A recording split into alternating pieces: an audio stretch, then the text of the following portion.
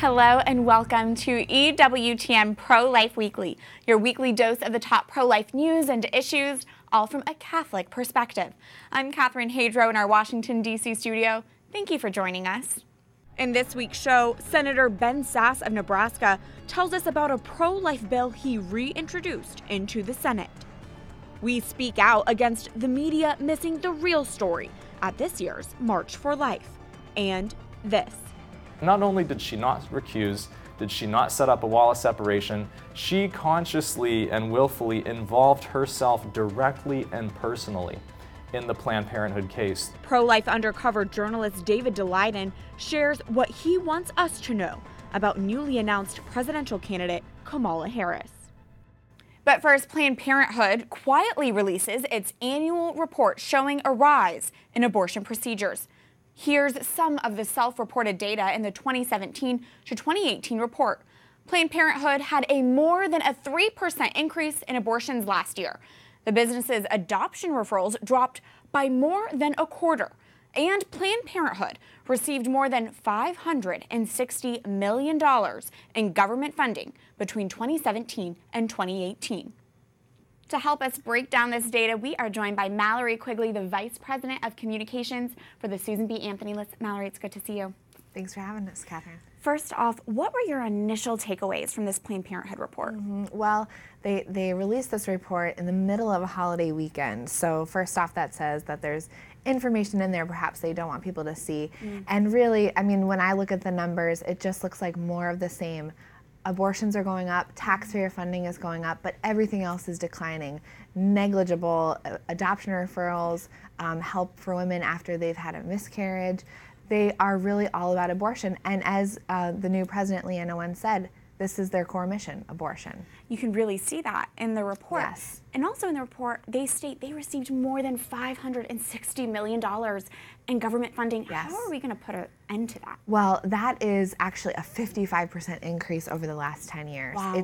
It's incredible and horrific how much of our taxpayer dollars have been going to Planned Parenthood. And really, it's very difficult. It's still difficult. We've got the Protect Life rule. We're waiting on the finalization of that, which could have the impact of defunding Planned Parenthood of up to $60 million of our taxpayer dollars. But as you know, it's only their second largest source of funding. So we're looking for any ways that we can to stop Medicaid funding to Planned Parenthood. The states have a role to play. Perhaps there's additional things that the administration can do, but we've got to keep working on that for sure. Speaking of more work to do and more work to do on Capitol Hill, I'd like for you to stick around for this next segment as we go to Capitol Hill and speak with Senator Ben Sasse of Nebraska. Senator, welcome back into the program. Thank you for having me back. First of all, you just reintroduced the Born Alive Abortion Survivors Protection Act into the Senate. Tell us about this legislation and why you reintroduced it. You know, the federal government exists to do a very limited number of things, but at the top of that list is protecting the most vulnerable among us. And what the Born Alive Abortion Survivors Protection Act seeks to do is say simply that a baby is a baby, and when a baby is born, he or she deserves care. This shouldn't be a controversial matter. This shouldn't be right versus left. And I guess I'm happy to say that about 36 of my colleagues have already joined on board and have co-sponsored the legislation. We need to get well over a majority because this is one of the most basic truths you can say, which is that a baby is a baby, and when a baby is born, we should be protecting her, not leaving them to die on a cold table, which is what has happened at times in the past. Absolutely. I hope that it just gains more and more support. And Senator, you have been very outspoken about your pro-life views. The March for Life is the most visible and largest pro-life event that takes place here in Washington every year.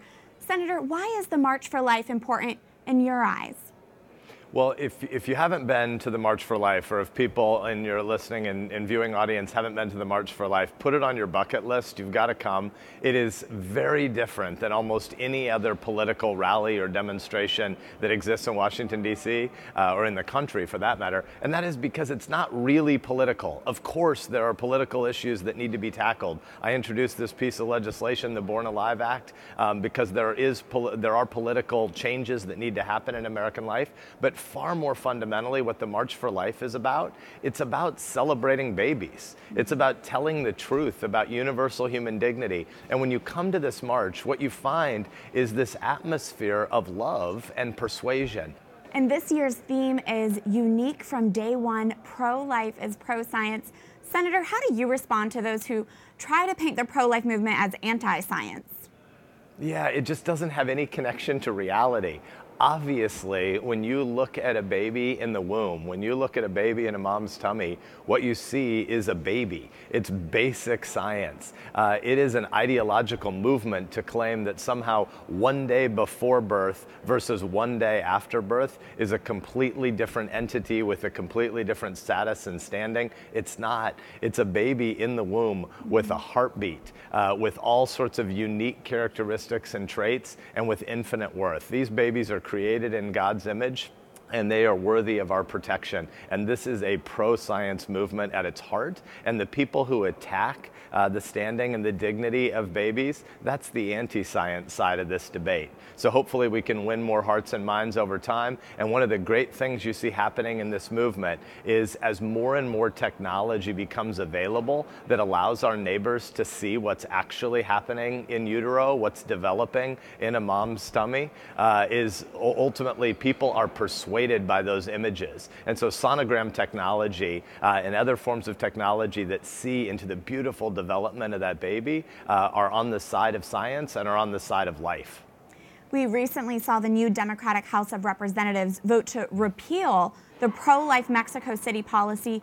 What are some ways the Senate can protect and advance the pro-life movement with a new abortion majority controlling the House?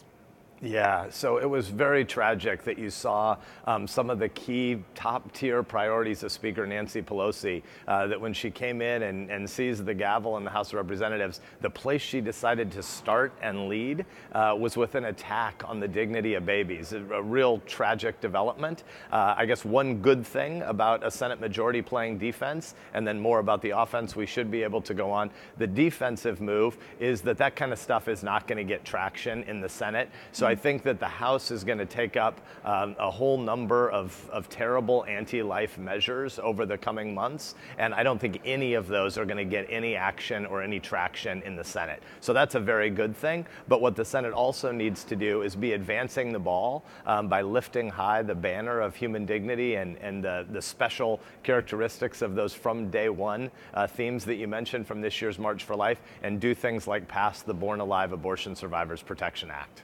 Absolutely. Senator Ben Sasse of Nebraska, thank you so much for your pro-life leadership, and thanks for being on the program. Thanks for having me. Have a great day. We are back in the studio now with Mallory Quigley of the Susan B. Anthony list. Mallory, speaking of the Senate, Senator Steve Daines of Montana made a big announcement at the March for Life. Can you tell us about that? That's right. Fantastic news that for the first time, the U.S. Senate will have a pro-life caucus. The pro-life caucus in the House for many years. It was actually my boss, Marjorie Dannenfelser. She was one of the original staffers of the bipartisan pro-life caucus on the House side. Congressman Chris Smith, Congressman Dan Lipinski, they've been doing excellent work to have staffers that are specifically dedicated to pro-life legislation. And now we're going to have a partner to that on the Senate side. And Senator Steve Daines has been such a fantastic leader on this issue. He's hired great staffers, including Andrew Guernsey, who is a friend of Susan B. Anthony list. He comes from FRC. He's been working on the Hill. So he's an absolute wonderful choice for this role. And especially as the Senate is going to be dealing with the pro-abortion spending bills that are going to be sent over from the House, to have someone who's focused in on that legislation and helping lead the pro-life response in the Senate. It's great news. President Donald Trump also made a big announcement at the March for Life. What should our viewers know? Yes, well, this is just absolutely wonderful news. The president is continuing to keep his pro-life promises. He has pledged to veto any bill that comes to his desk that could reduce or that could weaken existing pro-life policy at the national level. And this was something that we requested, something that 49 U.S. senators, that's a veto-sustaining majority, which is good to know, that they're going to back up his veto in the Senate, and 169 members of the U.S. House of Representatives asked him to do that. So he's going to be a brick wall against Speaker Pelosi's pro-abortion agenda, and this is just great news. A lot of pro-life news that's going on right now. Yeah. Mallory Quigley of the Susan B. Anthony List, thanks for being here with us. It's a pleasure.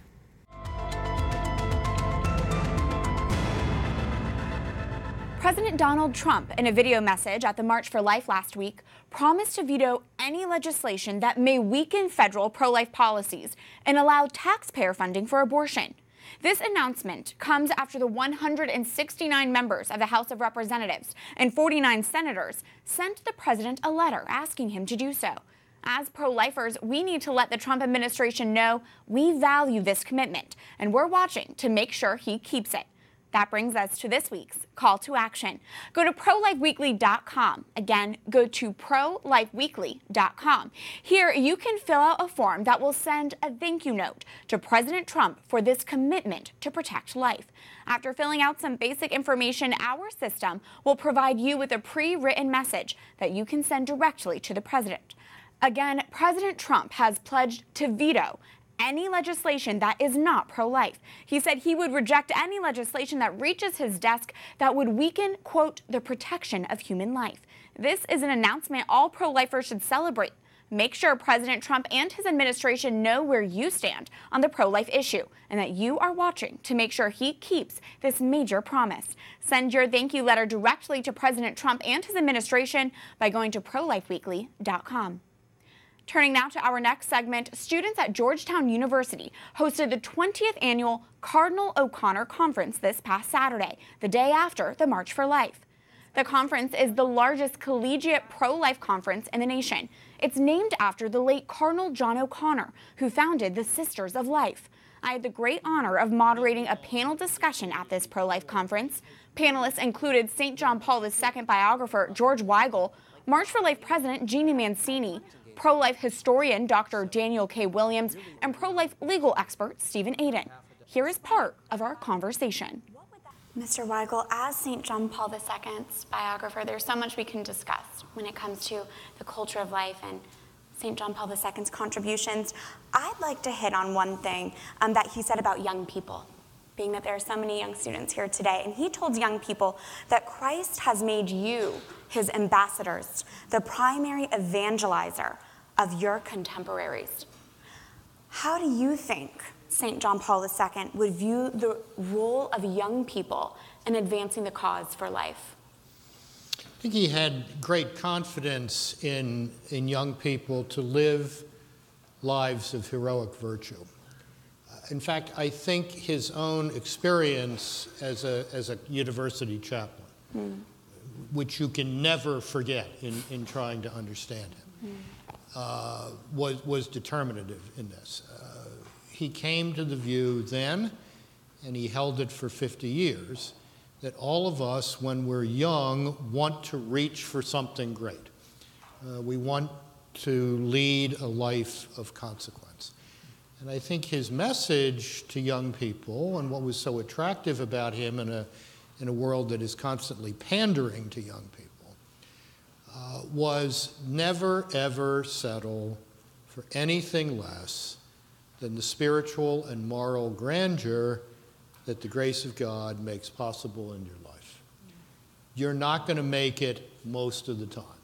That is no reason to lower the bar of expectation. Get up, dust yourself off, go to confession, seek penance and reconciliation, but don't lower the bar, because that's demeaning yourself.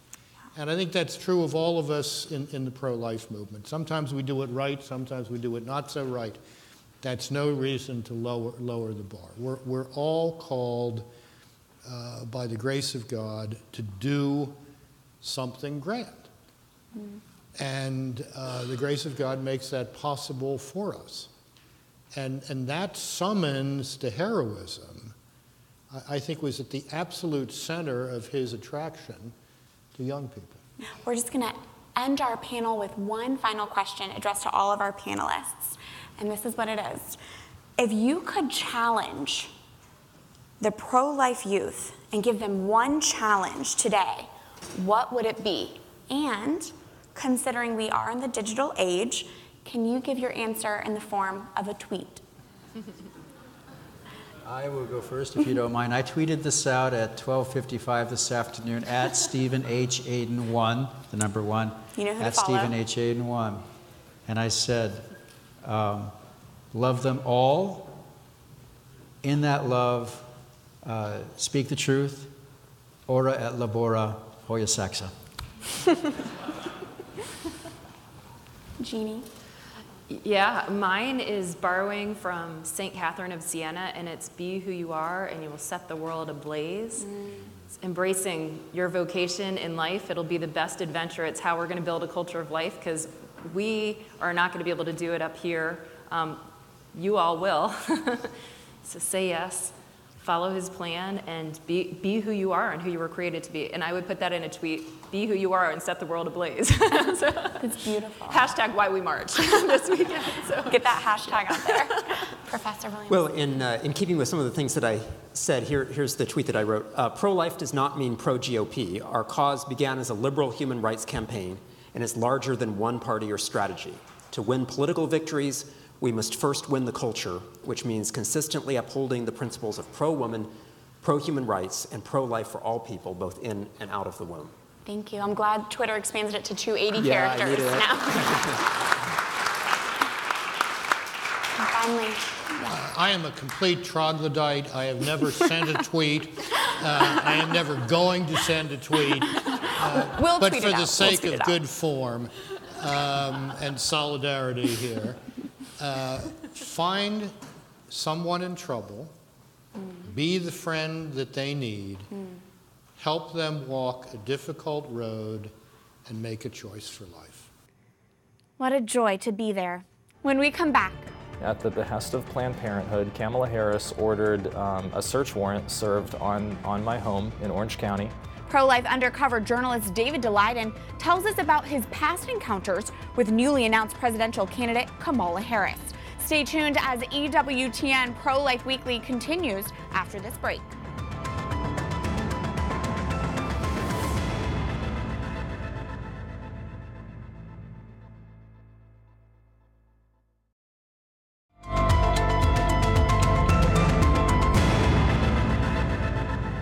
Welcome back to EWTN Pro-Life Weekly. I'm Catherine Hadro.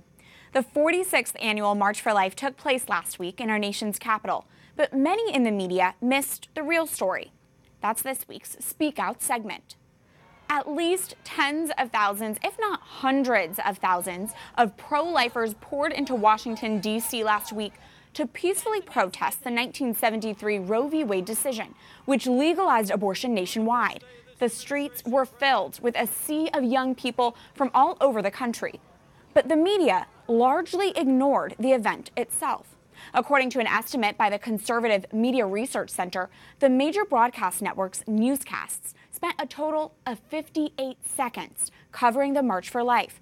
On the other hand, the Women's March received a combined 14 minutes and 26 seconds the following day. When there actually was coverage of the March for Life, it didn't seem to ever be about the march itself. It either centered around comments made by political commentator Ben Shapiro on the rally stage that were taken out of context, or the media fixated on a video of Covington Catholic high school students from Kentucky in a situation near the Lincoln Memorial, a situation that we are obviously still learning more about each day. Many in the media were quick to jump the gun when social media snippets painted the pro-life movement and the March for Life as something they are not. Here at EWTN, we spent over 6 hours covering the March for Life live, as we do each year. As the host of that coverage, let me tell you what the March for Life is about. The March for Life is the largest annual human rights demonstration. Pro-lifers across the country gave their time, money, and energy to travel to D.C. and to brave the cold so they could be a voice for the voiceless. Take a look at some of these young faces, faces full of hope, joy, and energy, being peaceful witnesses for life. And yet, this is likely the story you didn't see, other than here at EWTN. The mainstream media always seems to find a way to spin the March for Life or not to cover it at all. What we're seeing this year is distraction media at its best. Don't fall for it. Our coverage of the March for Life is not driven by clicks. It's driven by a conviction for the truth, that abortion kills the life of an innocent child and should never be accepted as law or as a solution for women in need. If anyone in the mainstream media happens to be watching this right now, I've got a news tip for you. These pro-lifers will be back next year and every year, as long as Roe v. Wade stands. Remember, there is something you can do to counter today's culture of death by following this week's call to action. Send a thank you note to President Trump for his commitment to veto any legislation that may weaken federal pro-life policies. Go to prolifeweekly.com. David Daleiden is the pro-life citizen journalist behind the Center for Medical Progress and its undercover Planned Parenthood videos. We sat down with him last week to get the latest on his legal battles, and it became clear very quickly that Daleiden had a number of legal run-ins with former California Attorney General and now a Democratic presidential candidate, Kamala Harris. That's where we pick up our conversation for this week's Pro-Life Focus. Tell us more about your encounters with her and a raid on your apartment? Yeah. So in April of 2016, at the behest of Planned Parenthood, Kamala Harris ordered a search warrant served on my home in Orange County. I think it was a total of 11 agents of the California Department of Justice sent by Kamala Harris came in, overturned my entire one-bedroom apartment. They seized all of the video recording equipment, all of my computer equipment, everything that was, all the electronic equipment that was used to do the undercover filming. Fortunately, there were backup hard drives and attorneys had copies of stuff and other things. So they didn't take anything that I absolutely needed in order to continue to do my work, but they primarily, they were looking for the videos and they were looking for the original videos. We have in the investigator notes from the Attorney General's office now, they recorded in their case notes Planned Parenthood specifically requesting of Kamala Harris's office that they would specifically go in and seize the videos from me. So they were trying to take all the raw footage away and trying to do a huge cover-up. They weren't successful at doing that, but that's just one of many things that Kamala Harris, as Attorney General of California, was willing to do to put the powers of her law enforcement office at the service of the interests of a powerful and favored political backer at Planned Parenthood. That being said, she is a likely 2020 presidential candidate. What do you want viewers to know about her as we see that she will likely run? Yeah, I just saw her recently on, I think it was MSNBC, talking about the confirmation hearings of William Barr, who's the new nominee for Attorney General. And Senator Harris was opining that really nominee Barr, if confirmed, probably she thinks should recuse himself from the Russia investigation because of some op-eds he's written about the Mueller probe or something like that. Well, when Kamala Harris had the Planned Parenthood case, which was the investigation of me, brought before her as Attorney General, while she was running for U.S. Senate, while Planned Parenthood in California was contributing to her political campaign and she was fundraising for them, fundraising off of her goodwill with Planned Parenthood for her senatorial campaign, did she recuse herself from the Planned Parenthood investigation? No, she didn't. In fact, she didn't even set up, they sometimes talk about having a wall of separation in the prosecutor's office in order to make sure that there's no improper crossover. Not only did she not recuse, did she not set up a wall of separation, she consciously and willfully involved herself directly and personally in the Planned Parenthood case. She had an in-person meeting with 6 Planned Parenthood executives from California in Los Angeles 2 weeks before the raid on my apartment. We have the action item notes and the email from her assistant from that meeting. Wow. They show that among the Planned Parenthood folks present, 2 of them were witnesses in the criminal investigation that Kamala Harris's office was orchestrating against me and Sandra. And they show that the agenda items that Kamala Harris discussed with those Planned Parenthood witnesses and representatives at that meeting included both Planned Parenthood's political agenda in California and issues in the criminal investigation. So there was a direct mixing of her political roles and political agenda and campaign agenda and political agenda of an outside third party, directly mixed in, inseparable from her role as a law enforcement officer. That is some powerful insight right there. You mentioned William Barr. He is currently in the confirmation process for him to become potentially the next Attorney General of the United States. He's a fellow Catholic as well. If he is in fact confirmed, what action would you like to see him take and for the Department of Justice to take on Planned Parenthood? I really hope that the Department of Justice will start to do its job and hold Planned Parenthood accountable to the law the same way that any other organization or any other entity should be held accountable to the law. I think there's a great irony of the past 2 years here with the Department of Justice that DOJ and FBI have been rather vigorously investigating and prosecuting a group of Native Americans in North and South Dakota who were trafficking and selling in the body parts of bald eagles. And they were harvesting and selling bald eagle body parts across the country for profit. And they have been vigorously investigated and indicted and prosecuted by the U.S. Department of Justice. And yet, meanwhile, it's been 2 years and Planned Parenthood still hasn't been indicted or prosecuted for harvesting and selling the body parts of tiny preborn children. And you would think that, especially under a pro-life administration, that surely the body parts of unborn children and the trafficking and selling of baby body parts is just as horrific and just of as much concern as the harvesting and selling and trafficking of bald eagle body parts. So, we did get some good news about a year ago. It was announced by the US DOJ that they had opened an active criminal investigation of some of the biggest Planned Parenthood affiliates in the country, plus their business partners, based on the criminal referrals from the congressional investigations that were very good and very thorough.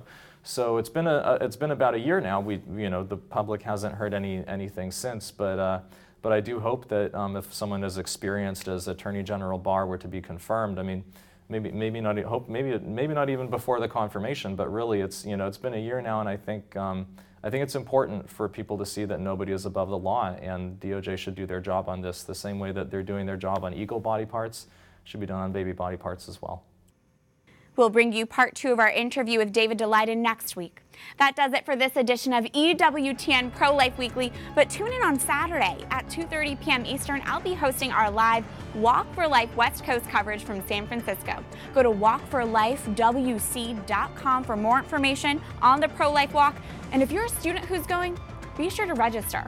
Until next time, you can email me at prolifeweekly@ewtn.com or like my public page on Facebook.